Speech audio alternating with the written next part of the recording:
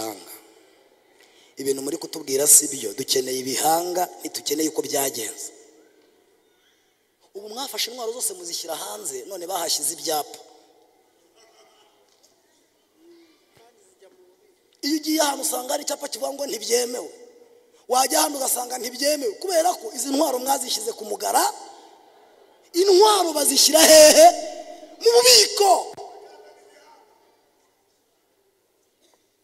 Umuntu agiye mu mazi bakubise kuri stati ataho ndi nibanguka nkutabare, icyapa. Umuntu yihengetse ahantu atubwo buvumo n'ubwa Samatare, icyapa. Nimureke ibyapa bashyireho ibyapa, nimwe mwashyize intwaro hanze.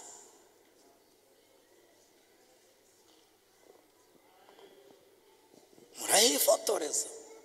Muzi ko Dawidi y'intwaro yongeye akayikenera igihe Sawuli yamuhigaga, ngo yageze ahantu ku nzu y'ububiko, ngo abaza uwabikaga intwaro ati hano hantu nta ntwaro ihari, ikomerewe nabi.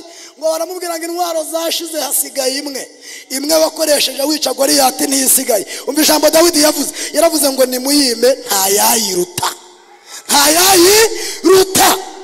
Noneho urimo uradutondesha umurongo ngo pastor, ngo nawe wari uhari, ngo nawe muyobozi, ngo na Samuel, ngo mba Spiriye, ngo nawe niwe wabihanuye, ngo nimuzaha.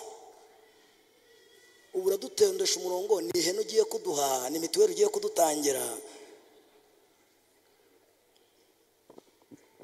kugira ngo mubibashe nuko muza no kubika intwaro mukazongera mukazikoresha. Nsoza ndashaka kubaha akagero ka nyuma nkahita nsenga.